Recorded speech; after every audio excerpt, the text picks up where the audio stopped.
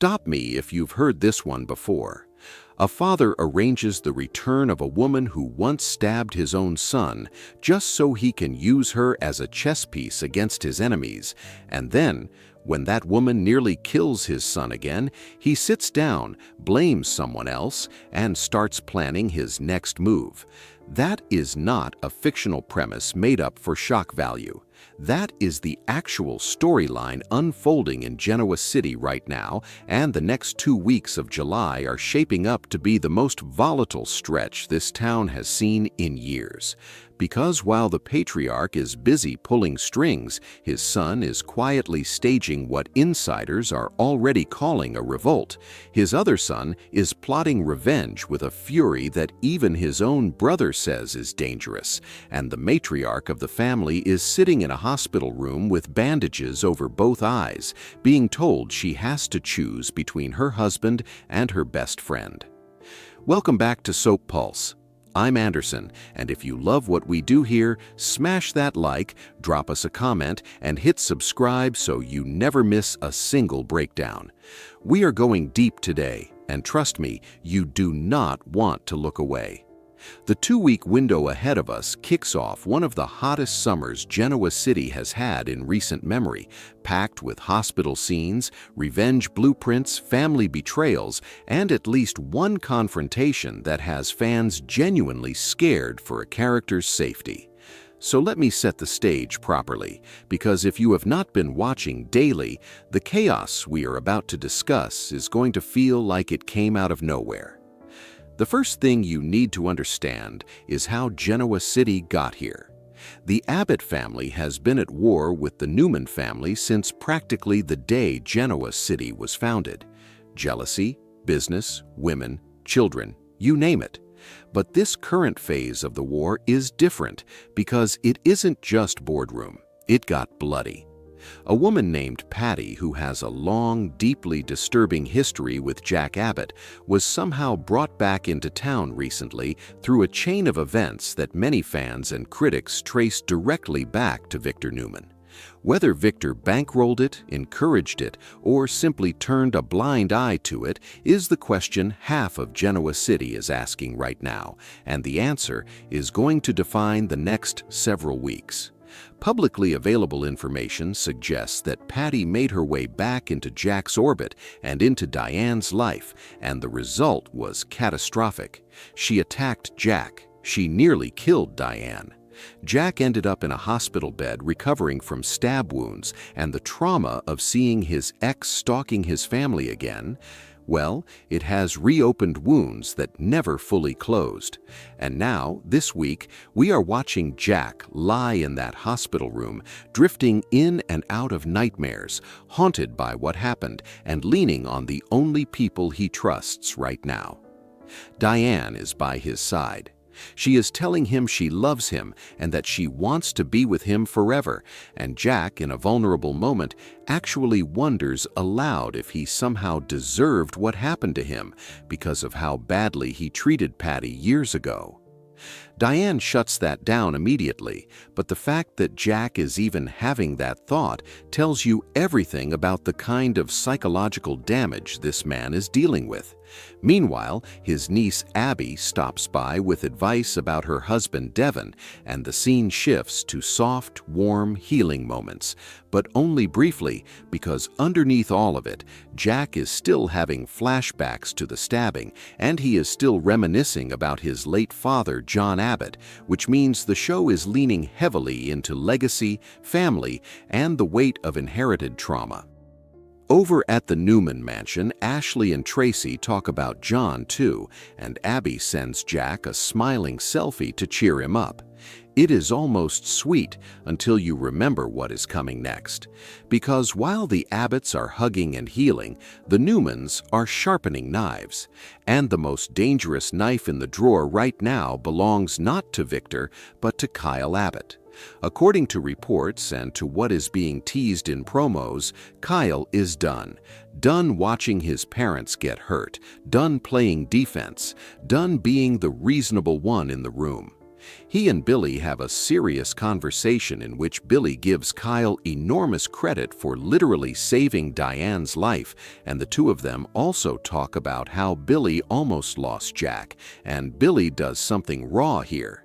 He admits that Jack was a father figure to him growing up because of the age gap, that he was jealous when Kyle came along, and that he acted out because of it. Then he apologizes. It is a rare, vulnerable moment for Billy, and it lands.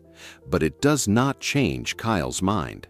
Kyle tells Billy clearly that Victor brought Patty back, that Victor is the reason his parents nearly died, and that Victor is going to pay. And Billy, being Billy, warns him. He says going after Victor is a bad idea because nobody in Genoa City beats Victor and walks away clean.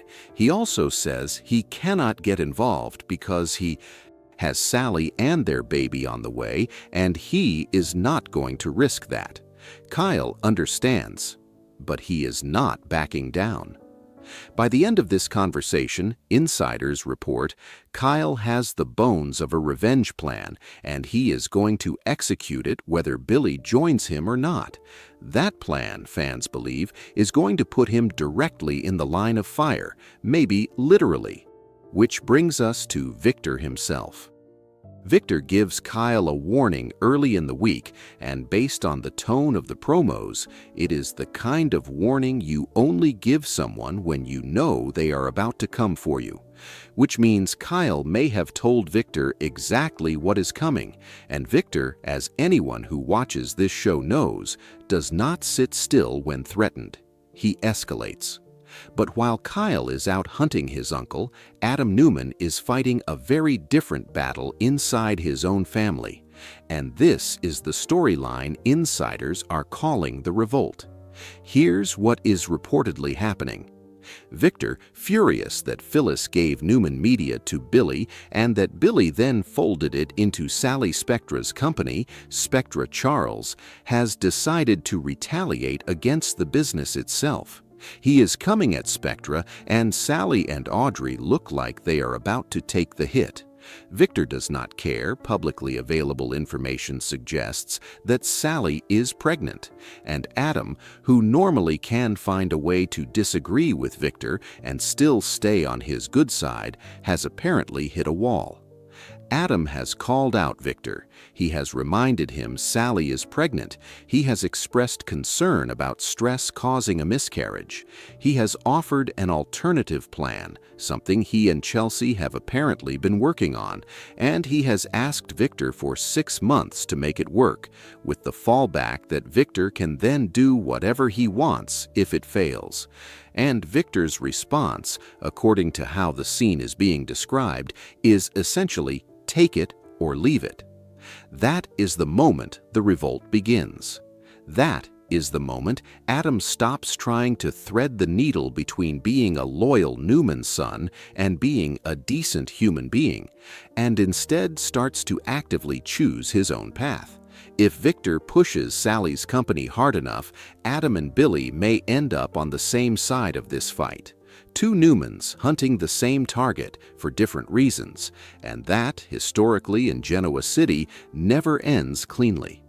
Now, and this is where the storytelling gets really wild, Sally confronts Adam and Chelsea directly, accusing them of sabotaging her company. There is clearly a moment where Sally does not know yet that it is Victor pulling the strings and not her own supposed allies. And look, I want to be careful here because this is a sensitive beat. The natural assumption fans might make is that Adam and Chelsea are playing Sally. But based on what is being teased, the more likely read is that Adam and Chelsea are actually trying to shield Sally from Victor's wrath, that Victor is the one who has done something to her business, possibly through Billy, possibly through Newman Enterprises, possibly through financial channels, and that Adam and Chelsea are about to take the heat for it unless the truth comes out. And if it does come out, Sally is going to have a very different opinion of who her real enemy is. So the question viewers should be asking themselves right now is, does Adam tell Sally the truth? Or does he let the misdirection stand because it is the only way to keep Victor from going nuclear on Sally and her unborn child?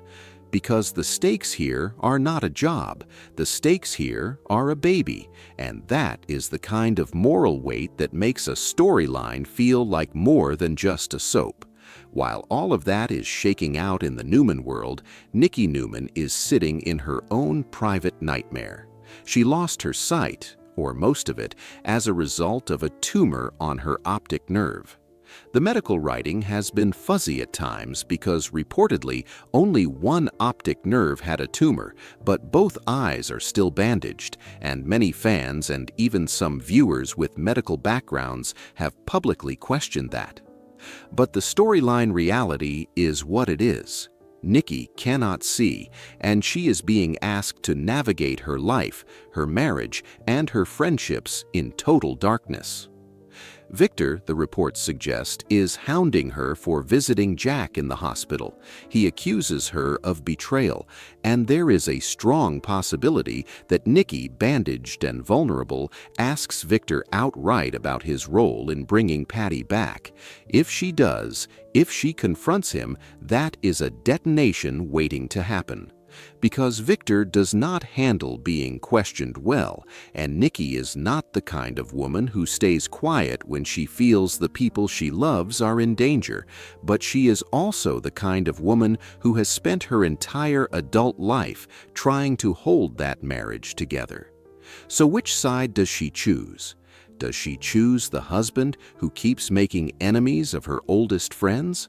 Or does she choose the friend who got stabbed because of her husband's obsession with control?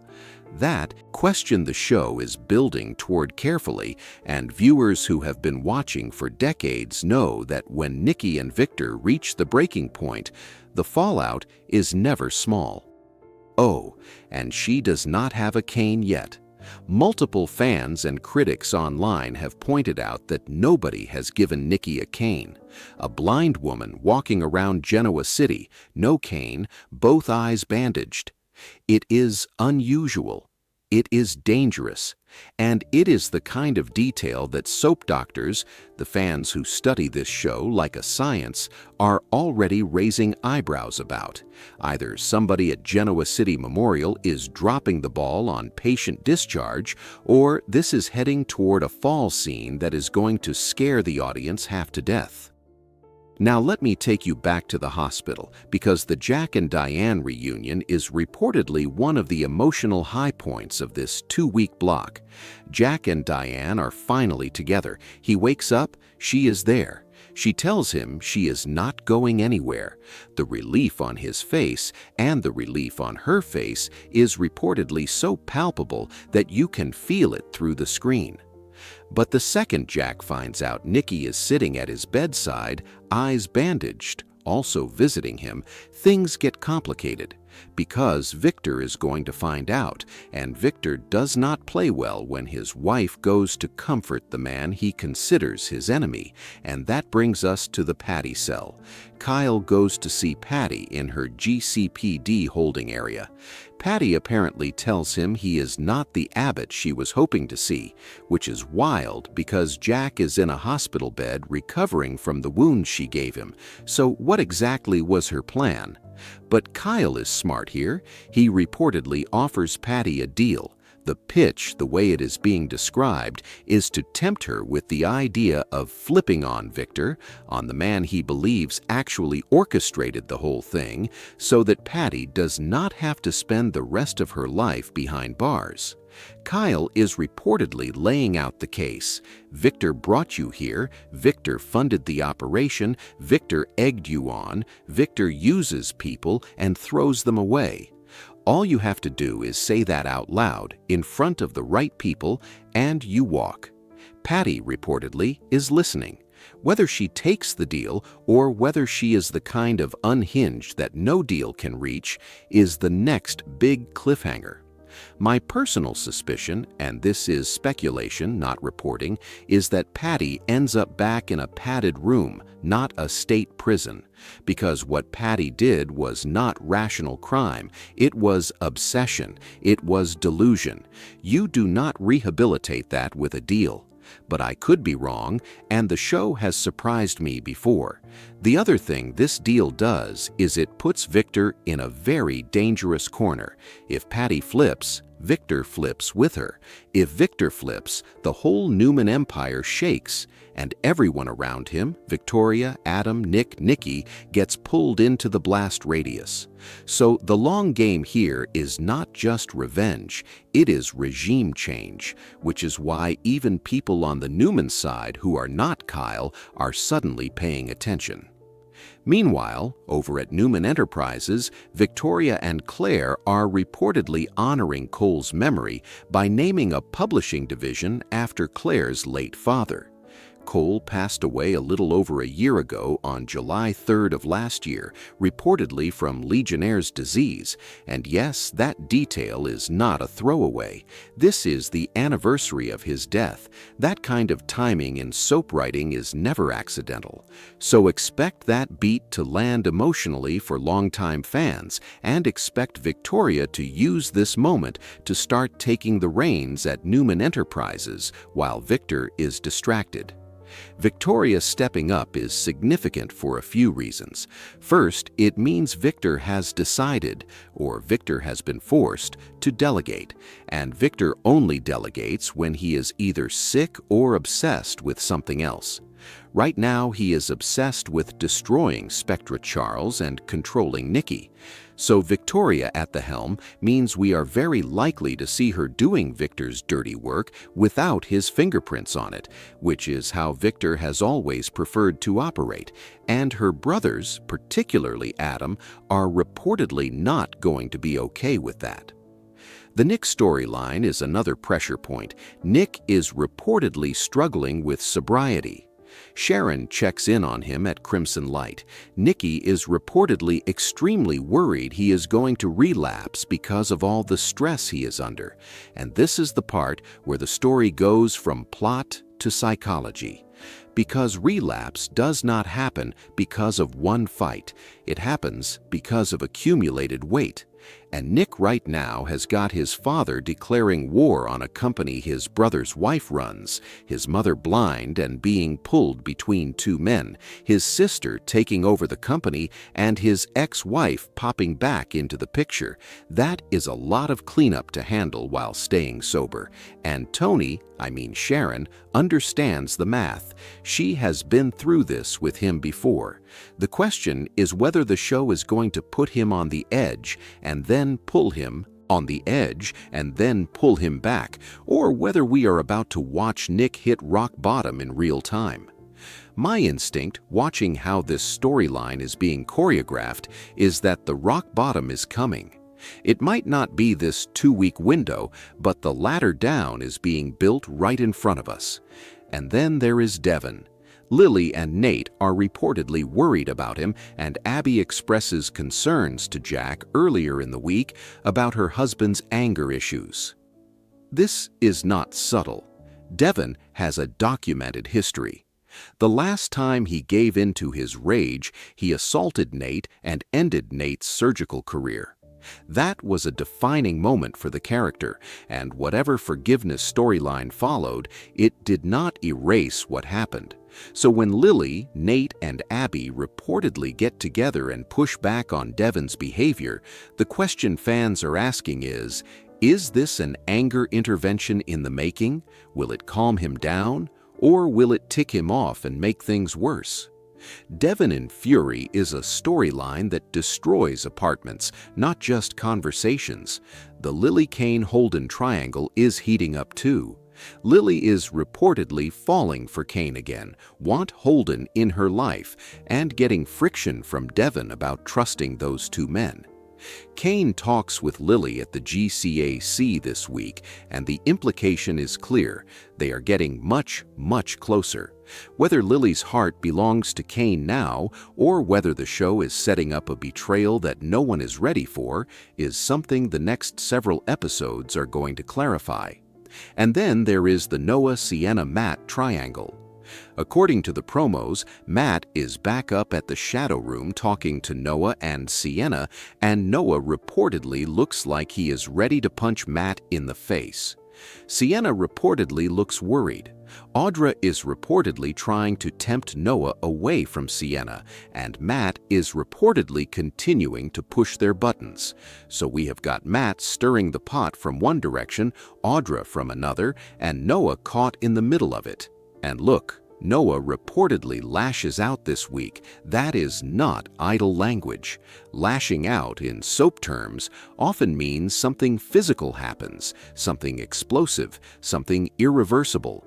And given that Sienna and Noah are already under pressure, the question is whether Noah's lash out becomes a moment he cannot walk back from, or whether he pulls himself together and finds a way to protect what he has built with Sienna. Either way, the writers are clearly setting this up to be a recurring flashpoint for the rest of July and probably into August. So when you zoom out and look at the whole canvas, here is what we are watching. A patriarch who cannot stop playing God is destroying everyone around him and somehow still expecting his family to hold it together. An Abbott son who is done playing defense and is preparing to make Victor bleed. A Newman son who is done bending the knee and is quietly preparing to betray his father, not for a woman, not for money, but for a baby. A matriarch who cannot see who is being asked to choose between her husband and her best friend, and whose blindness is reportedly going to be with us for a while, even after the bandages come off. A sister-in-waiting who thinks she is being sabotaged by her allies but is actually being sabotaged by her father. A niece who is married to a man who has already proven he can ruin lives with his fists and who is now seeing the warning signs again. A daughter-in-law who is being pulled back toward an old flame while trying to keep her family from falling apart. A son-in-law who is reportedly getting an offer from a man who is very, very dangerous. And a son who is one bad day away from picking up a drink again. That is not a recap. That is a war. And we are watching the opening salvos. So the question I keep coming back to as I have been putting this together, and I want you to sit with this, is who is really the villain here? Because we have got Patty, who is clearly unwell and who clearly committed a violent act. We have got Victor, who clearly enabled that act and is enabling more chaos right now. We have got anyone in that Newman family who has chosen silence over conscience. And we have got a list of victims, Jack, Diane, Nikki, Sally, Adam, even Victor himself in a strange way, who are all paying for one man's refusal to behave like a human being. And that, ultimately, is what this 2-week stretch is really about. It is about what happens when a family puts one man's ego above every other value. When love becomes leverage, when loyalty becomes a leash, when revenge stops being a reaction and starts becoming a way of life. The next several weeks of July are going to answer some of these questions. Some of them, I suspect, are not going to be the answers fans want, and a few of them, the most important ones, are going to come from characters we did not expect to be the ones holding the truth. If you have stuck with me through this whole breakdown, you are exactly the kind of viewer we built Soap Pulse for.